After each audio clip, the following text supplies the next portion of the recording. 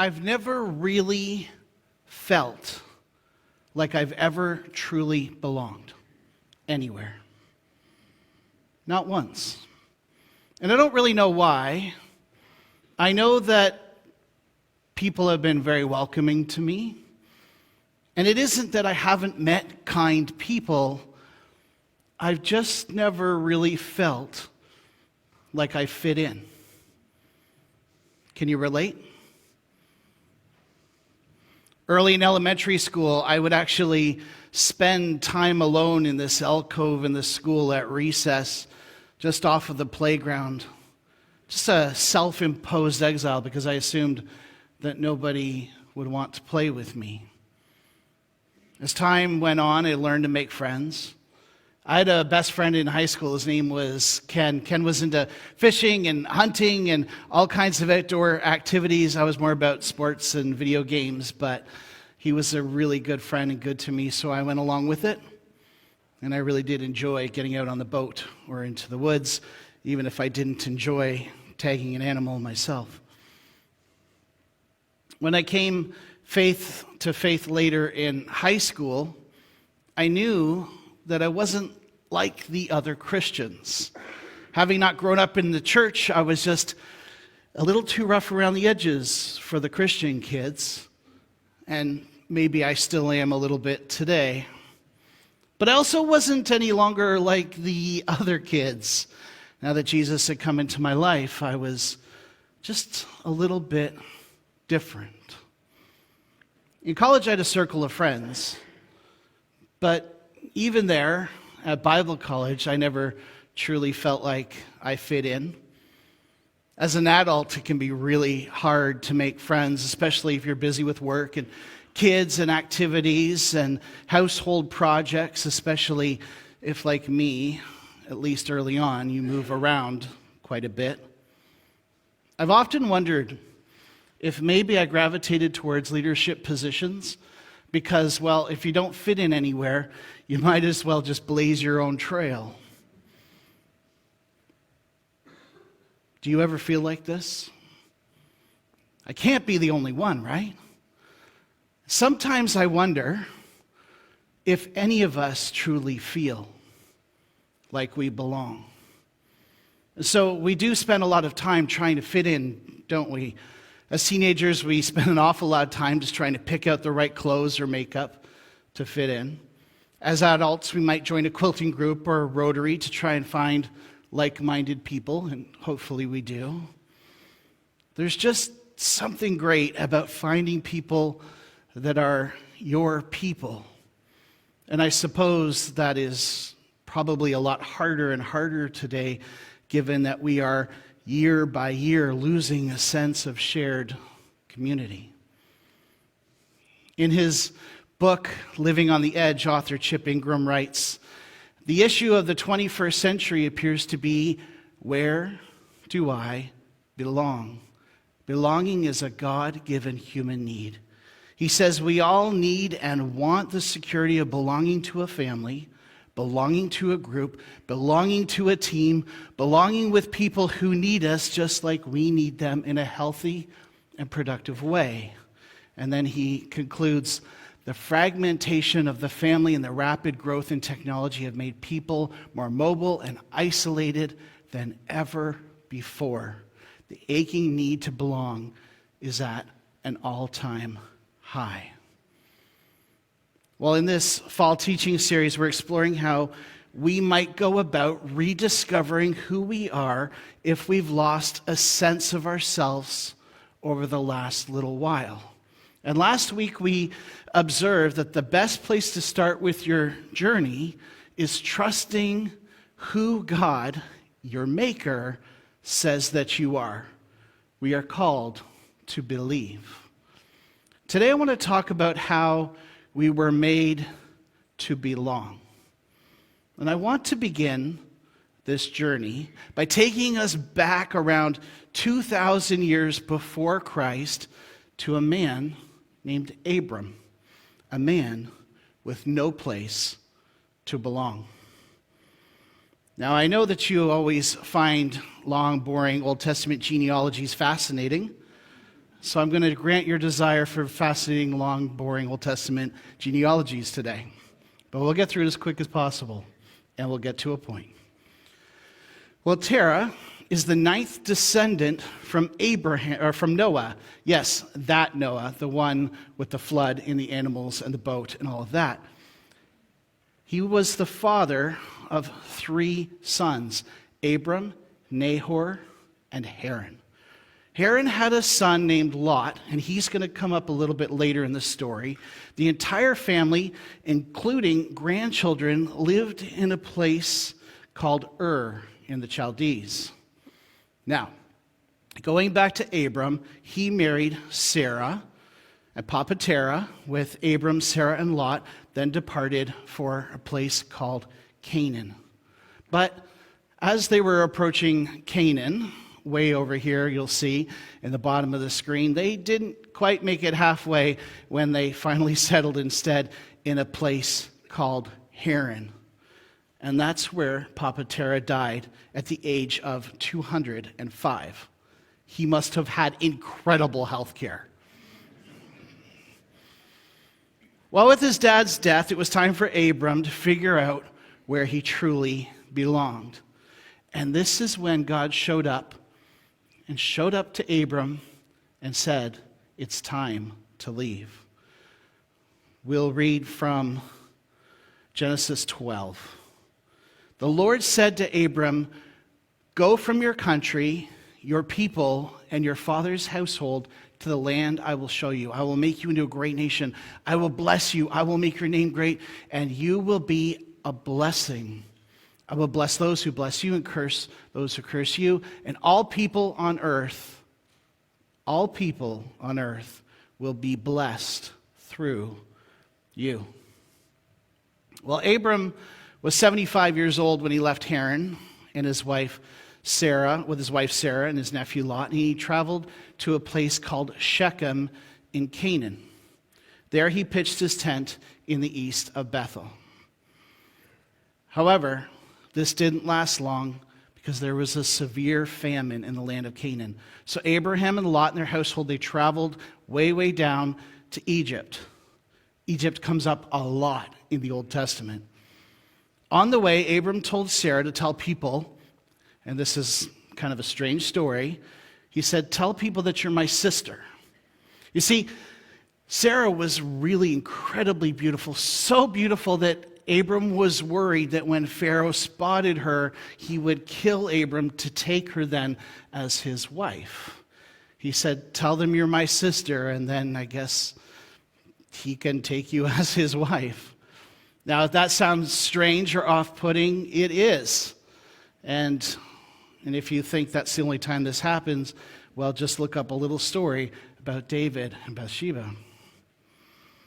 Well, Pharaoh was pretty happy with the turn of events. He took Sarah as his wife, and she was beautiful and wonderful. But things weren't always happy for him, as God then hurled plagues against Pharaoh and Egypt in his anger with what had transpired. Pharaoh attempted to discern what happened and figured out why he was being plagued. And so what he did was he told them to go, leave, and take everything with you, and maybe God will leave me alone. Well, after they left Egypt, they lived for a while in the Negev. After being banished from Egypt, they came back then to Bethel and the Ai area. Abram's and Lot's sizable herds began to grow. Their territories began to flourish, and their herdsmen started to struggle to keep their flocks from their flocks. There were arguments, there were troubles, and if you've ever had kids, you know the best way to solve these problems is to separate them, put them in timeout. So this is what happened. Abraham said, "You can choose wherever you want to go, Lot. Go take your herds, take your people, take your wealth, and go." Well, Lot decided that he would go eastward to the plain of Jordan, where the land was well watered everywhere as far as Zoar, and he dwelled in the cities of the plain towards Sodom, which is a story that will come up later, but not today. Abram went south to Hebron. He settled in the plain of Mamre, where he built another altar to worship God. All the while, as they journeyed around and all of these things took place, Abram had this promise from God ringing in his ear. I will make you fruitful. I will make nations of you. Kings will come from you. I will establish my covenant as an everlasting covenant between me and you and your descendants after you for the generations to come, to be your God and the God of your descendants after you. The whole land of Canaan, where you now reside as a foreigner, I will give as an everlasting possession to you and your descendants after you, and I will be your God. Well, the really frustrating thing is, Abram did not see this happen in his lifetime. If you know your Old Testament, you know it comes much, much later. It would be one of his descendants named Moses who would lead the children of Abraham to the promised land. But even Moses didn't make it in. That would be a job for somebody else. Now, Abram did have a son. He had Ishmael with his wife's maid. And then he had Isaac with Sarah when he was collecting his old age pension. And he would later have, there's Ishmael, there's Isaac, and then he'd later have 6 more sons, 8 in total. Reflecting the change of his name from Abram to Abraham, which means father of many nations, Abraham is considered to be the progenitor of many nations that are mentioned in the Bible. Among others, the Ishmaelites, the Edomites, the Amalekites, the Kenizzites, the Midianites, the Assyrians, and through his nephew Lot, he was also related to the Moabites and the Ammonites, a lot of ites. Abraham lived to see his son Isaac marry Rebekah and to see the birth of his twin grandsons, Jacob and Esau. Jacob is the father of what would come to be known as the nation of Israel. And many generations later, out of Israel would come a young man named Joseph and a young woman named Mary, and they had a baby, and they called their baby Jesus.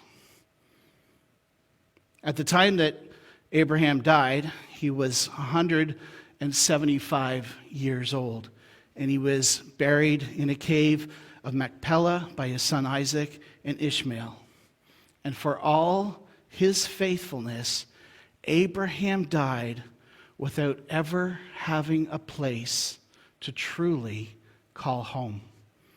He was, in fact, a place with nowhere to belong. Can you relate? No wonder the people of Israel were so focused on wanting a land to call their own.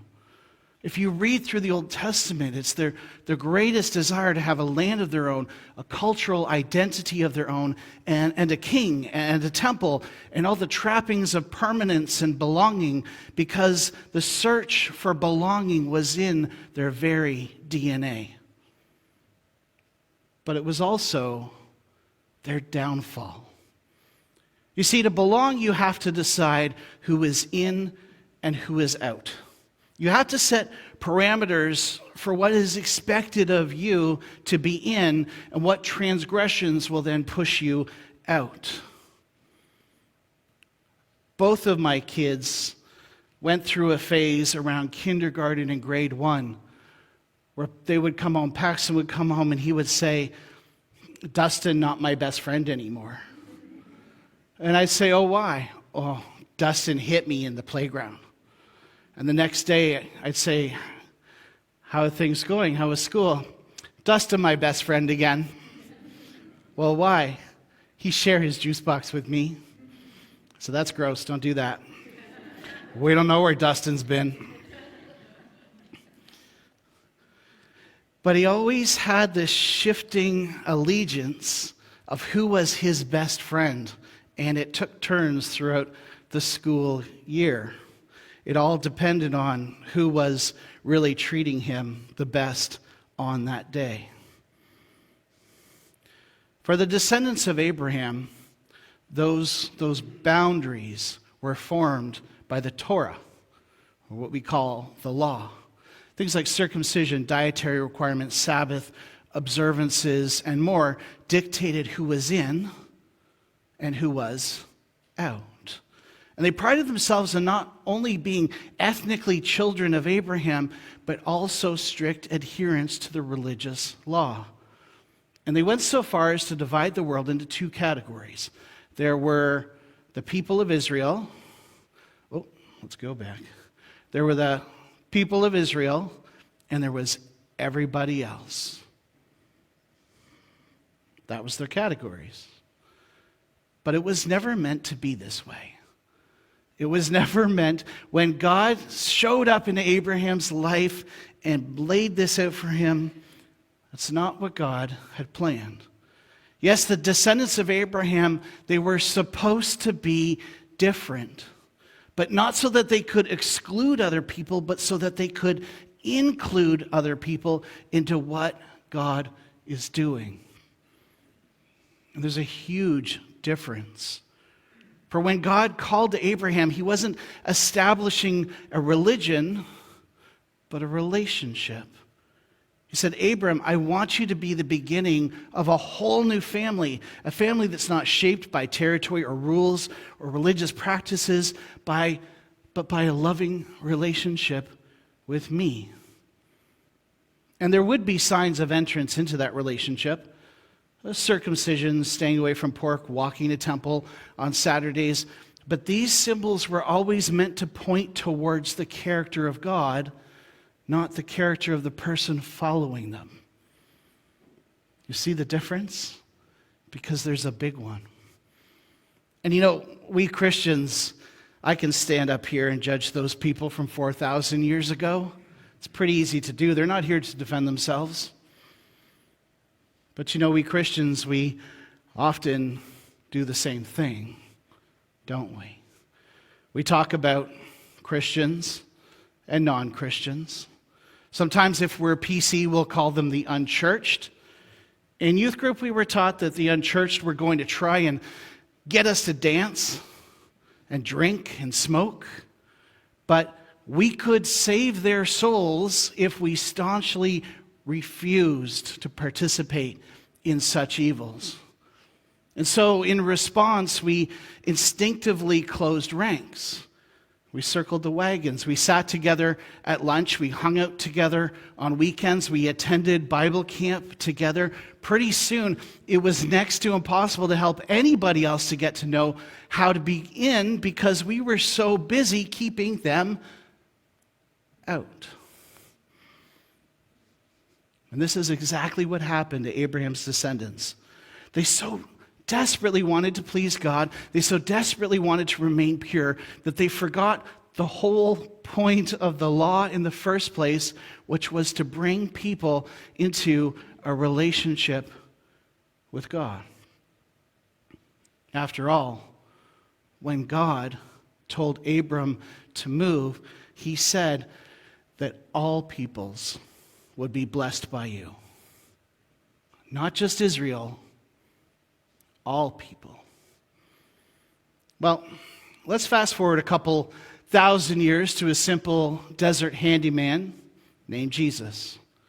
And he was appalled by how religion had replaced relationship.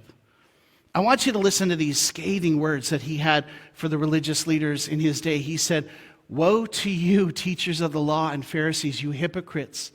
You shut the door of the kingdom of heaven in people's faces.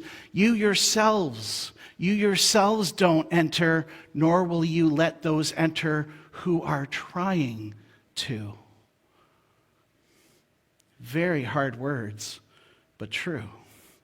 And words that we today ourselves need to hear, for whenever we place barriers to people coming to Christ, we're no better.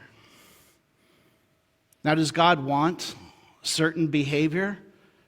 Yes. And we would want him to. We do not want to serve a God who condones evil. But we cannot demand that people look or think or speak or even act exactly like us in order to belong. And we are supposed to be different, but not so that we can exclude people, so that we can include other people into what God is doing. For in Christ we are all welcomed in. As Paul says, there is neither Jew nor Gentile, neither slave nor free, nor is there male and female, for you are all one in Christ Jesus. Because here's the really good news for those who are searching for a place to belong. And that is this: you already belong to him. In Christ, you are a child of God. That is your identity. You just have to reach out and claim it. I think that's what John meant when he wrote this about Jesus, saying he came to that which was his own, but his own did not receive him. Yet to all who did receive him, to those who believed in his name, he gave the right to become children of God. You know, as we said earlier, to belong, you have to decide who is in and who is out. And God only has one condition, and that is to invite him in, to receive him, and let God take care of the rest. And this isn't even so much a condition as it is God pleading with us to open our eyes and see that he has been there all along. Since the first day that you were born, since you first drew breath, he has been with you. And he loves you. And he gave his life for you. And that you already belong to him. It's as simple as a whispered prayer. Which is why, even though I have never myself truly felt like I fit in anywhere, there is one place where I have always been welcomed. And that's why Abraham, even though he never got to truly see the promised land, always still had a place to call home. And that's why in your own search to find out where you fit in, there is a place where you are always accepted. For when God promised that Abraham's offspring would bless the entire world, well, that promise was fulfilled in one child of Abraham in particular. A man, not coincidentally, who moved around a lot, and not just around Canaan and Egypt. He traveled from heaven to earth, to hell and back again, from the cross to the empty tomb, and he did it to prove to you and to me that no matter where you go in this vast, cold universe, you will always have a home in his family. And I can't think of a better place to belong.